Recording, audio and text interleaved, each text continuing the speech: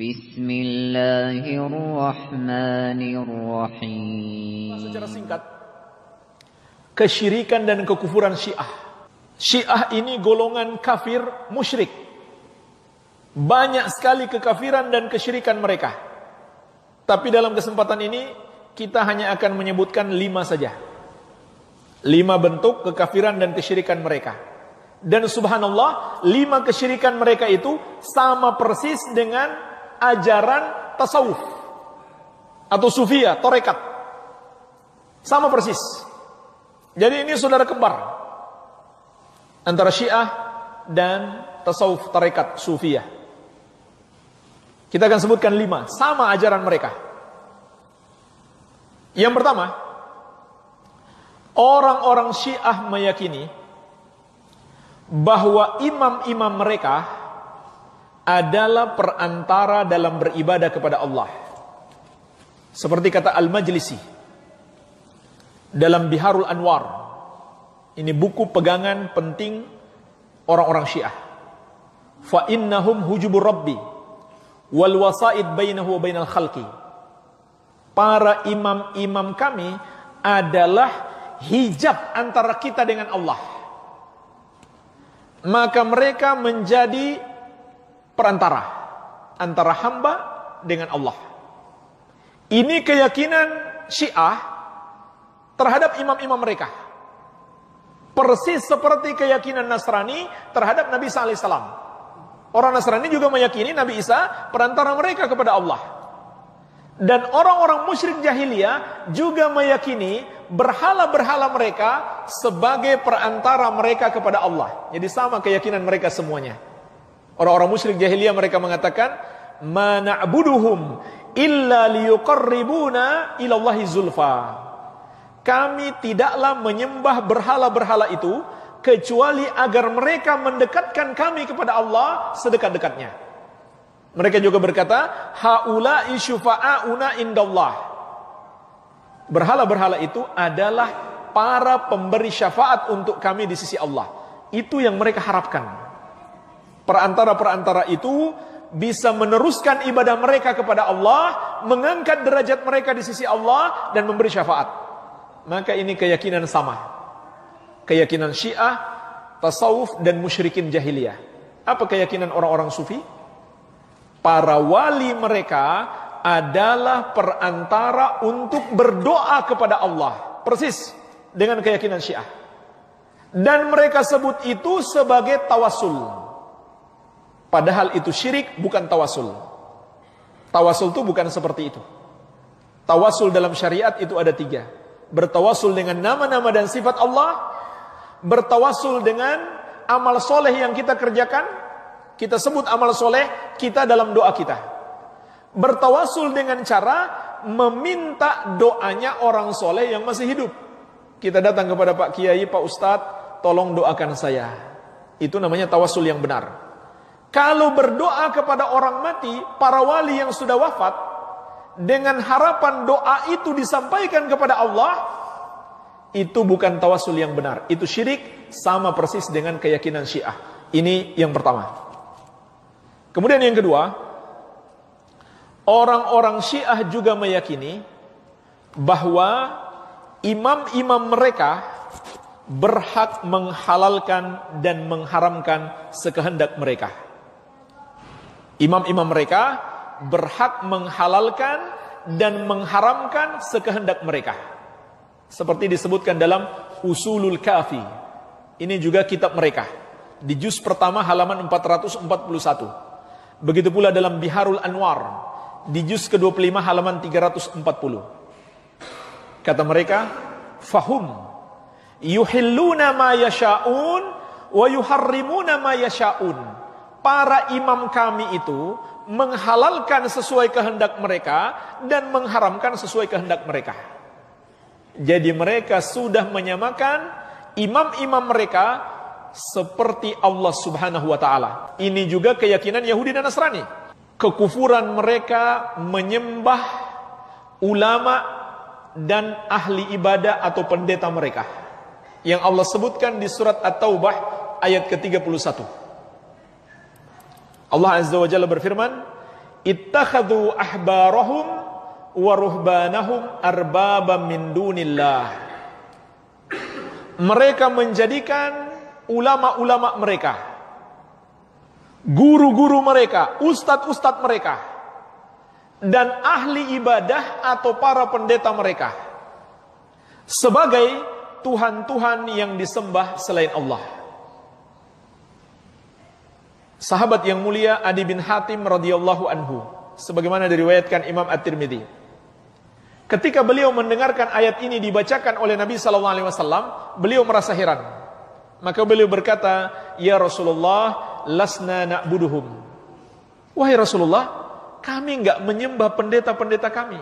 Karena beliau dulu Nasrani. Beliau dulu Nasrani, masuk Islam. Sebagai teladan bagi orang-orang Nasrani hari ini. Dulu ada orang-orang Nasrani yang soleh, ketika Nabi Muhammad SAW diutus, mereka segera masuk Islam. Maka ketika beliau mendengarkan ayat ini, beliau merasa heran. Kenapa dalam ayat itu dikatakan, kami menyembah para pendeta?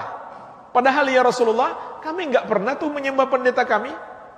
Taunya dia yang mereka sembah adalah Yesus, bukan para pendeta. Maka Nabi SAW bersabda kepadanya, bukankah para ulama dan para pendeta kalian menghalalkan yang haram, kalian pun ikut menghalalkan? Atau sebaliknya, mengharamkan yang halal, kalian pun ikut mengharamkan? Kata sahabat Adi bin Hatim, betul ya Rasulullah. Contohnya apa jemaah sekalian? Babi diharamkan, petinggi-petinggi agama mereka mengatakan halal, mereka halalkan. Maka Nabi SAW menegaskan, fatilka ibadatuhum, itulah yang dimaksud beribadah kepada mereka. Itulah yang dimaksud menyembah mereka. Dan ayat ini berlaku umum jemaah sekalian. Allah mengapa mengabarkan kepada kita tentang kekafiran Yahudi dan Nasrani dalam Al-Quran dan Sunnah? Maksudnya supaya kita nggak ikutan. Sama dengan keyakinan Syiah. Sama dengan keyakinan Syiah. Meyakini imam-imam mereka berhak menghalalkan semau mereka, berhak mengharamkan semau mereka. Contohnya apa? Nikah mut'ah itu haram, zina, tapi kata imam-imam mereka halal, bahkan berpahala. Nikah mut'ah dapat pahala, ya. Makanya banyak anak-anak muda yang mengikuti hawa nafsu banyak terjebak dengan ajaran Syiah, terutama di kota Bandung, karena di sana ada tokohnya. Karena di sana ada tokoh Syiah. Mereka menjebak anak-anak muda ini dengan ajaran nikah mut'ah. Kata mereka daripada pacaran, lebih baik nikah mut'ah, nikah kontrak.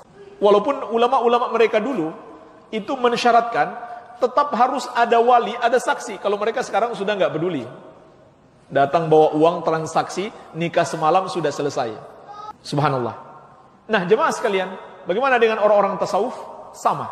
Mereka meyakini kalau mursyid mereka sudah sampai derajat wali, maka bagi dia yang diperintahkan tidak perlu lagi dia lakukan. Nggak perlu lagi sholat, nggak perlu lagi puasa, nggak perlu lagi zakat. Iya. Yang haram sudah jadi halal. Contohnya zina. Zina itu haram. Pergi ke tempat prostitusi itu hukumnya haram. Itu kata mereka hanya tingkatan syariat. Kalau sudah jadi wali, sudah sampai derajat hakikat, itu sudah tidak haram. Kalau ada walinya pergi ke tempat prostitusi, dia bukan melakukan yang haram, dia mau membersihkan rahimnya para pelacur. Itu secara hakikat. Kalau syariat memang haram. Makanya membagi agama antara syariat dengan hakikat, atau syariat, hakikat, tarekat, ma'rifat, itu namanya membual di dalam agama, mengada-ada dalam agama. Bukan ajaran Rasul seperti itu. Kalau mereka meyakini jika sudah sampai derajat hakikat, sudah jadi wali, yang haram jadi halal, yang diperintahkan tidak lagi wajib, maka itu adalah kekafiran. Itu sama saja dia mengatakan Rasul tidak diutus kepadanya. Kalau dia mengatakan saya sudah jadi wali, atau guru saya sudah jadi wali, dia nggak wajib lagi sholat. Mereka sudah sampai derajat hakikat, tidak perlu lagi mengamalkan syariat Nabi Muhammad. Ini mirip dengan Yahudi dan Nasrani yang tidak mau mengamalkan syariat Muhammad walaupun mereka mengamalkan syariat Musa dan Isa. Juga mirip dengan orang yang mengatakan kita kan Islam Nusantara, bukan Islam Arab. Syariat Nabi di Arab hanya berlaku kalau sesuai dengan budaya Nusantara. Mirip persis, tidak ada bedanya. Karena sama saja mereka mengatakan Nabi Muhammad SAW tidak diutus kepada mereka. Keyakinan kita terhadap kerasulan Nabi Muhammad SAW, enggak cukup kita meyakini beliau sebagai rasul. Harus juga kita yakini beliau adalah rasul untuk seluruh manusia. Kalau ada yang berpendapat ada sebagian orang boleh menolak sebagian syariat Rasul, maka dia kafir. Karena berarti dia mengingkari firman Allah, "Qul ya ayyuhan nasu, inni rasulullahi ilaikum jami'an." Katakan, wahai Muhammad, wahai manusia, aku ini adalah utusan Allah untuk kalian semuanya. Jadi seluruh makhluk harus terikat dengan syariat Nabi Muhammad SAW. Subhanallah, jadi kafir malah dianggap jadi wali. Padahal wali Allah itu adalah kecintaan Allah. Siapa wali Allah? Baca surat Yunus ayat ke-63, alladzina amanu wa kanu yattaqun. Wali-wali Allah itu adalah orang yang beriman dan bertakwa. Itu wali Allah. Ini kok jadi kafir malah dianggap jadi wali. Subhanallah.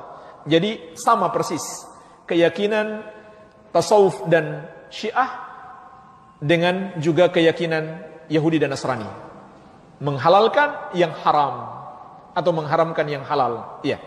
Yang ketiga, orang-orang Syiah berkeyakinan kuburan para imam mereka bisa memberikan berkah kepada mereka. Sampai batu-batuan di kuburan para imam mereka bisa memberikan berkah kepada mereka. Mari kita baca kutipan dari kitab mereka.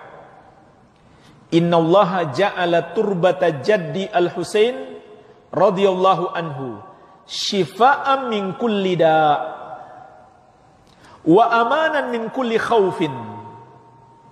Mereka riwayatkan secara dusta.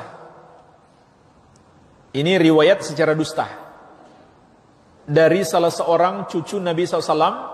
Katanya dia mengatakan, sesungguhnya Allah menjadikan tanah di kuburan kakekku Al-Husain, yang sekarang mereka yakini ada di Karbala, Irak, yang setiap tahun mereka pergi ke sana berziarah, yang mereka yakini lebih afdal dari 9 kali naik haji. Pergi berziarah ke kuburan Al-Husain. Ada tuh orang-orang Syiah di Indonesia selfie-selfie di sana. Memang ramai sekali di sana. Karena mereka yakin pergi ke sana lebih afdal dari 9 kali naik haji. Jadi bagi mereka naik haji tidak terlalu penting. Bahkan mereka pergi naik haji pun talbiyahnya adalah labbaika ya Husain. Itu talbiyahnya orang Syiah. Umat Islam membaca labbaika Allahumma labbaik. Nah, mereka mengatakan Allah telah menjadikan tanah di kuburan Al-Husain sebagai obat untuk segala penyakit dan keamanan dari segala ketakutan. Ini disebutkan di dalam kitab mereka, di antaranya di Biharul Anwar, kitab yang ditulis oleh Al-Majlis itu tadi. Begitu pula Amali At-Tusi. Iya. Jadi ini nukilan langsung dari buku-buku mereka. Jadi bukan kita mengada-ada. Mereka meyakini kuburan atau batu-batu di kuburan para imam mereka bisa memberikan berkah. Persis sama dengan keyakinan orang-orang tasawuf sufiyah. Ya. Makanya ada kuburan wali mereka, setiap hari batunya ditambah terus. Ya, ambles terus. Peziarah berdatangan pulang bawa batu. Digunakan sebagai jimat atau untuk mencari berkah. Padahal Nabi SAW dengan tegas mengatakan, "Man 'allaqa tamimatan faqad asyrak." Barang siapa mengenakan jimat, maka dia telah mempersekutukan Allah. Kemudian yang keempat, orang-orang Syiah meyakini bahwa imam-imam mereka mengetahui perkara gaib. Seperti diantaranya juga disebutkan dalam Biharul Anwar. dari Abu Abdullah, beliau berkata, wallahi laqad utina ilmal awwalina wal akhirin. Ini diriwayatkan secara dusta dalam buku mereka. Kata imam mereka, kami demi Allah sudah diberikan ilmu orang-orang terdahulu dan orang-orang belakangan. Lalu dikatakan kepadanya, a'indaka ilmul gaib? Kalau begitu kamu tahu ilmu gaib dong.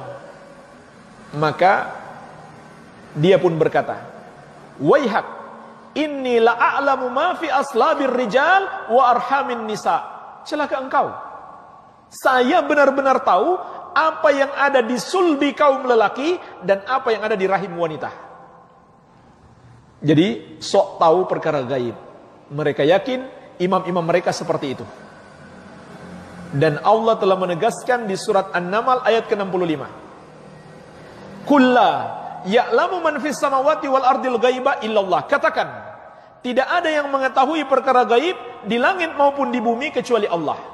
Makanya jemaah sekalian, orang yang percaya dukun, dia musyrik. Karena dia telah samakan dukun itu dengan Allah yang maha mengetahui perkara gaib. Rasulullah SAW menegaskan, man atakahinan aw arrafan fasaddaqahu bima yaqul faqad kafara bima unzila ala Muhammadin sallallahu alaihi wasallam. Barang siapa mendatangi dukun atau tukang ramal, maka dia telah kafir terhadap Al-Qur'an yang diturunkan kepada Rasulullah sallallahu alaihi wasallam. Karena dia telah samakan dukun itu dengan Allah yang maha mengetahui perkara gaib. Itu keyakinan Syiah. Bagaimana dengan orang-orang tasawuf? Sama. Mereka juga meyakini para wali mereka mengetahui perkara gaib. Itu keyakinan orang-orang tasawuf. Cuman bedanya, kalau orang-orang Syiah menyebut imam, mereka menyebut wali. Mereka meyakini para wali mereka tahu perkara gaib, tahu kejadian masa depan. Dan jemaah sekalian, makanya kita jangan tertipu. Walaupun di masyarakat dia dipanggil kiai, dipanggil ustadz, dipanggil dai, tapi dia sok meramal masa depan, sok tahu perkara gaib, hakikatnya dia adalah dukun. Dalam syariat, dia adalah dukun, bukan seorang kiai yang sebenarnya, melainkan dia adalah dukun berjubah. Kemudian yang kelima, ini yang terakhir, Syiah meyakini bahwa bagian dari diri Allah telah menyatu dengan imam-imam mereka. Seperti disebutkan dalam Usulul Kafi, juz ke-1 halaman 435. Walakinnallaha khalatana binafsihi. Kata para imamnya, Allah bersatu dengan kami. Ini sama dengan keyakinan sufiyah, wihdatul wujud. Karena sudah sampai derajat hakikat, sudah jadi wali, dia sudah menyatu dengan Allah. Itulah alasannya jemaah sekalian, kenapa mereka sudah nggak mau sholat. Dia sudah menyatu dengan Allah. Siapa lagi yang mau dia sembah? Itu keyakinan sufiyah. Tapi jemaah sekalian, sufiyah yang kita maksudkan di sini, mungkin nggak semua sufiyah, nggak semua tasawuf, nggak semua yang berkeyakinan seperti itu. Tapi sulit ya dicari yang tidak berkeyakinan seperti itu. Rata-rata punya keyakinan seperti itu. Tapi masih ada memang yang tidak sampai berkeyakinan kufur dan syirik. Cuman dia menambah-nambah dalam zikirnya, dalam ritual-ritual ibadahnya dia menambah-nambah. Tidak sampai tingkat kesyirikan dan kekufuran. Jadi sebagian sufiyah, tarekat, tasawuf memiliki 5 keyakinan syirik dan kufur ini sama persis dengan orang-orang Syiah. Tidak ada bedanya. Inilah jemaah sekalian, beberapa kekafiran dan kesyirikan, golongan-golongan yang harus kita waspadai agar kita tidak terjerumus di dalamnya.